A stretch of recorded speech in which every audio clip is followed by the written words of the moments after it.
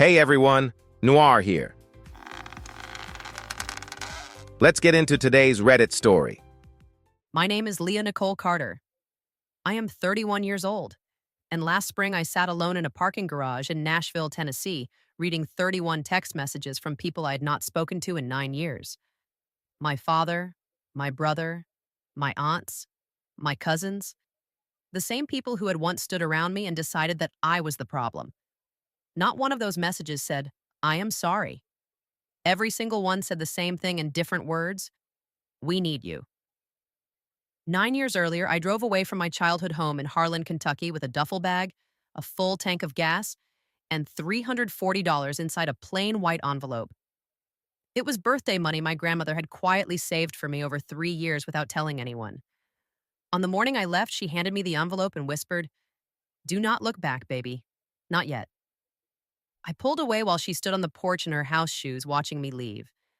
But before I tell you what happened when my family finally found me, I need to take you back to where it all began. It was Christmas Eve, 2015, in Harlan, Kentucky. The house smelled like canned green beans and cigarette smoke. My father's truck sat in the driveway with the same cracked tail light he had been planning to fix for 2 years. My brother Garrett was home after finishing his second semester at the University of Kentucky. He was the first person in our family to attend a 4-year university. My grandparents, aunts, uncles, and cousins filled every room in that little house. I was 23 years old. I worked full-time in a medical billing office and took community college classes every Tuesday and Thursday night. I had saved $1,800 toward my nursing program application and my first semester expenses. I had not told anyone yet. I wanted to wait until everything was official. That evening, my father stood in the kitchen doorway with a beer in his hand and announced that Garrett had made the dean's list. The whole room erupted in applause. My Aunt Patricia started crying. My grandmother clapped her hands together like she was sitting in church. My father smiled in a way I'd almost never seen before. It was the kind of smile I'd spent my whole life wishing he would give me. I smiled too. I meant it. Garrett had worked hard, and he deserved every bit of that praise. Then my father said something I've never forgotten. "At least one kid is doing something right, better than nothing." He never looked at me. He did not have to. Later that night, after I finished the dishes, because I was always the one who washed them, I sat at the kitchen table with my grandmother, Grandma Evie. She was the only person who ever stayed with me while I cleaned up. "I applied to the nursing program," I said quietly. She reached across the table, placed her hand over mine, and smiled. "Tell me everything." So I did.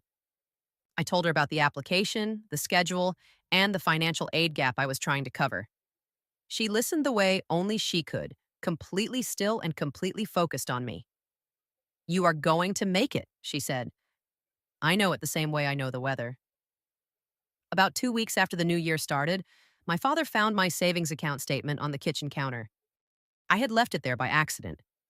He did not ask me about it. Instead, he told me what was going to happen. He said my cousin Tyler had gotten himself into trouble involving a car and money he owed someone my father refused to name. Then he said the family needed to pull together. He always used those words when something had already gone wrong. According to him, $1,500 would solve the problem. I told him no. The mood in the room changed immediately. "After everything this family has done for you," he said. I looked across the same kitchen where I had cooked dinner 3 nights a week since I was 14, where I had paid the cable bill more than once when he could not, and where I had driven my brother to school for a full year after my father's truck was repossessed. As calmly as I could, I asked, "What exactly has this family done for me?" He called me ungrateful. He called me cold. Then he said, "Just like your mother." He knew that was the worst thing he could say. My mother had left when I was 7 years old, and none of us had heard from her since. He wanted those words to hurt. They did. Within an hour, the phone calls started. Aunt Patricia, my cousin Jenna, even the husband of a relative I had only met twice. Every one of them told me the same thing. Family comes first. You are being selfish. Tyler is in danger. Not one person asked what I had been saving that money for. No one ever had. That night, I packed my duffel bag. I slipped my bank card into my jacket pocket. Then I went to Grandma Evie's room and told her I was leaving.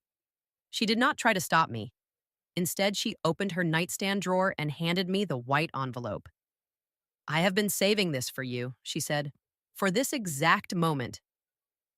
Inside was $340, 12 years of birthday fives and tens. I held the envelope against my chest. Then I hugged her. You call me when you get somewhere, she whispered. Somewhere with good light. At 2 o'clock that morning, I drove out of Harlan. I had no idea where I was going. I only knew I needed to go somewhere far away. I ended up in Nashville because I finally ran out of the kind of courage it takes to keep driving. I slept in my car for 4 nights in the Walmart parking lot. I signed up for Planet Fitness for $25 just so I could take a shower. While sitting in my car, I applied for every administrative and medical office job I could find on my phone. On the 6th day, a small orthopedic clinic called me in for an interview. The office manager, Janice Holloway, looked at my resume for about 30 seconds, studied me for another 10, and asked, You drove here from Kentucky by yourself. Why? I gave her the short version. She hired me that same afternoon. The job paid $11 an hour and started as part-time, but within 3 months, it became full-time. I will not pretend life in Nashville was easy. I lived on rice and frozen vegetables for longer than I care to admit. I shared a 2-bedroom apartment with 2 women I found through Craigslist. One played guitar at midnight. The other was Vanessa, a genuinely kind person who eventually became my closest friend. She is still my person today. Back in Harlan, Grandma Evie quietly kept me updated whenever she could. Through her, I learned that my father was telling people I had suffered a breakdown, that I was not doing well, and that the family was worried about me. I heard him use the word breakdown at church. Grandma Evie told me. Even over the phone, I could hear the anger she was trying to hold back. He cannot make you small from this far away, she said. Do not let him. I did not, but it still hurt. There is a particular kind of pain that comes from knowing people back home are hearing lies about you while having no chance to defend yourself. When people have already decided who you are, they rarely care about the truth. So instead of arguing, I focused on building a life that could speak for itself.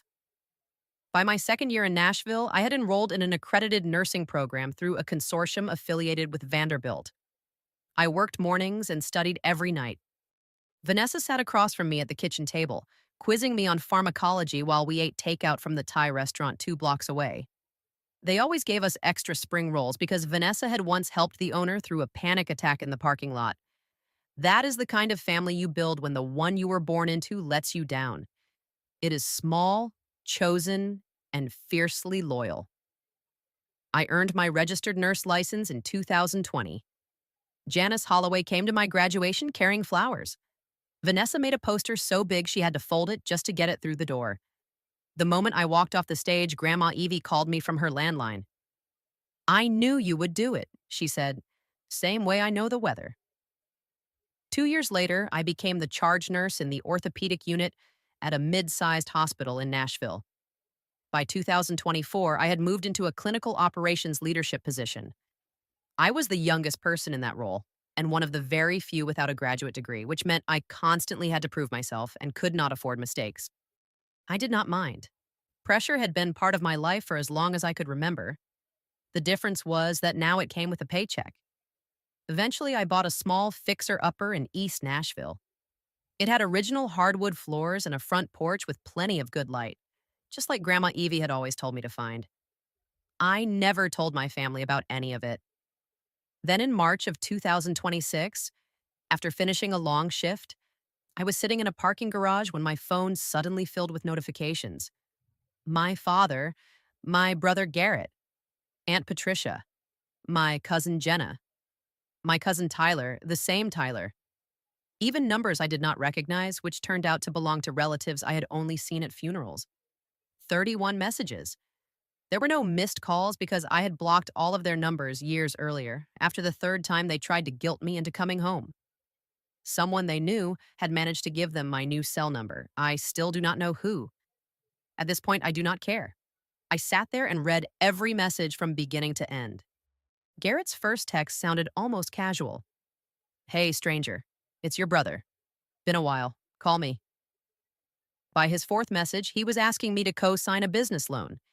He wanted to start a landscaping company, and as he put it, his credit score was a work in progress. My father's messages were shorter. He told me he had been diagnosed with a degenerative disc condition and needed a medical procedure. His insurance would not cover everything, and he needed financial help from someone who was financially stable. Aunt Patricia sent 3 long paragraphs about how important family is before asking if I could help pay for another legal problem Tyler had gotten himself into. Apparently, pulling together had become a family tradition. I read all 31 messages. Then I called Vanessa. They found me, I said. She was quiet for a second before asking, which message hurt the most? None of them apologized, I said. That is what hurts.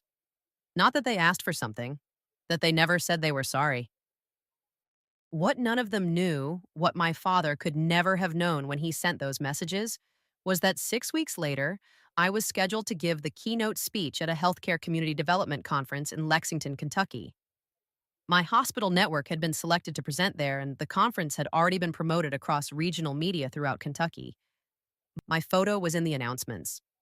So was my name. So was my job title. Grandma Evie had seen the announcement in a regional newsletter. Quietly, she sent it to my cousin Jenna. I do not think she meant to start trouble. I think she was simply proud. She was 79 years old, and for 9 years she had kept that pride almost entirely to herself. Jenna was the one who showed the announcement to my father. That was how they found me.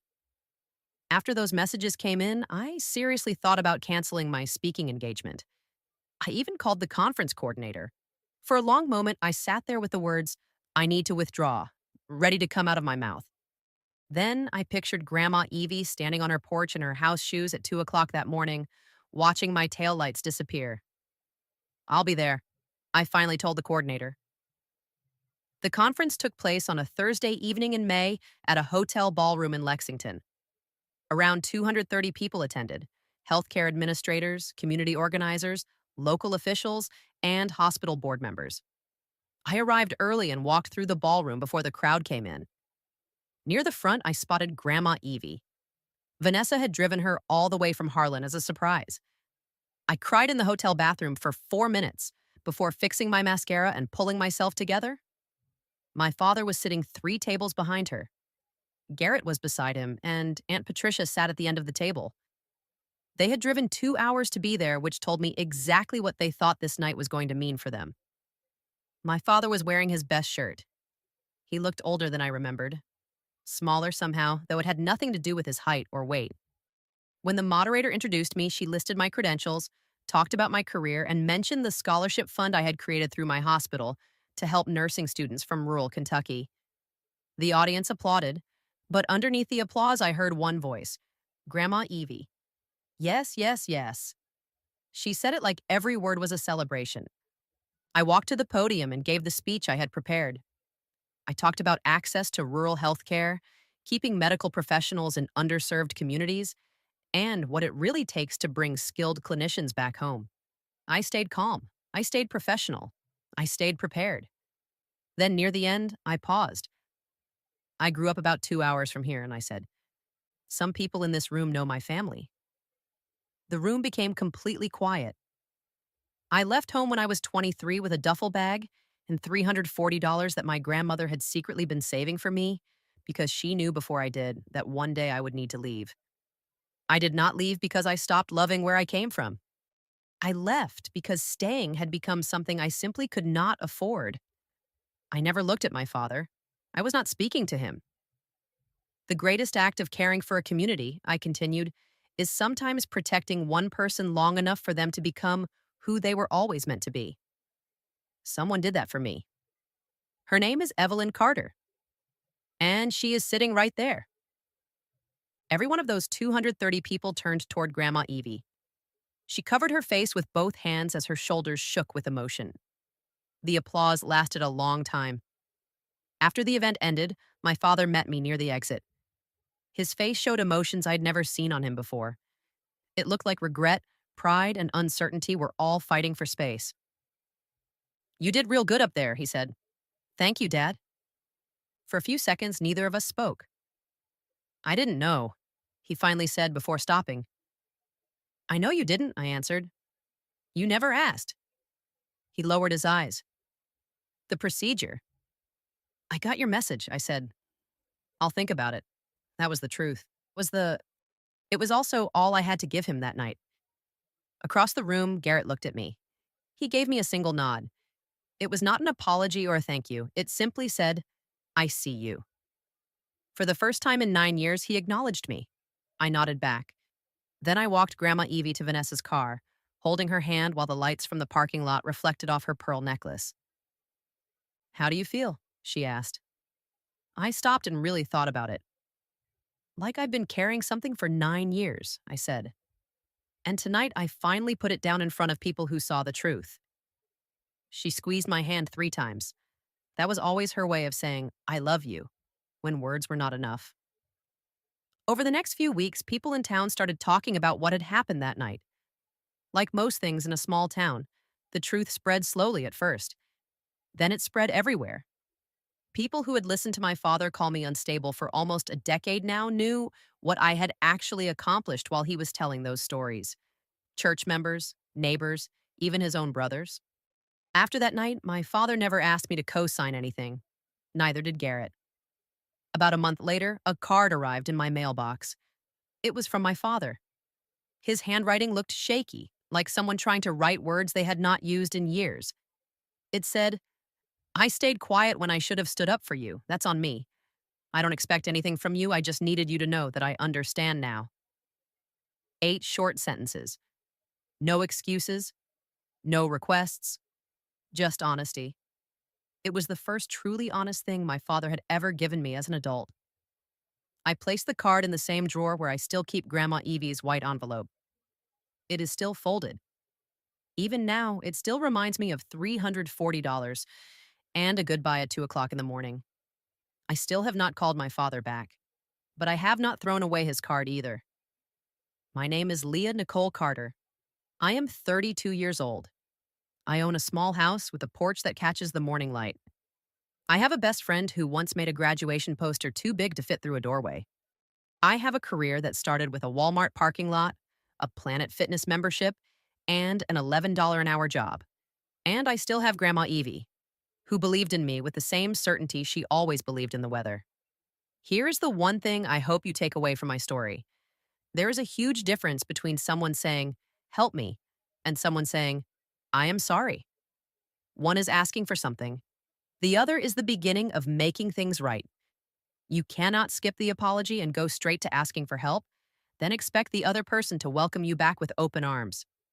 You are not selfish for believing that difference matters. You are not ungrateful for knowing your own value. And you are not cold for understanding that love without accountability is not really love at all. It is obligation dressed up as kindness. Looking back, the bravest thing I ever did was not leaving home at 23. The bravest thing was staying still 9 years later, letting them come to me and finally understanding the difference between the people who wanted something from me and the one woman who had quietly been helping save me all along. So let me leave you with the same question I sometimes asked myself while sitting on that porch with the morning light. If someone who hurt you called tomorrow after years of silence, what would you need to hear before you answered? Help me. Or, I am sorry. Your answer will tell you everything you need to know about where you stand. Thank you for listening to my story. I will see you in the next one.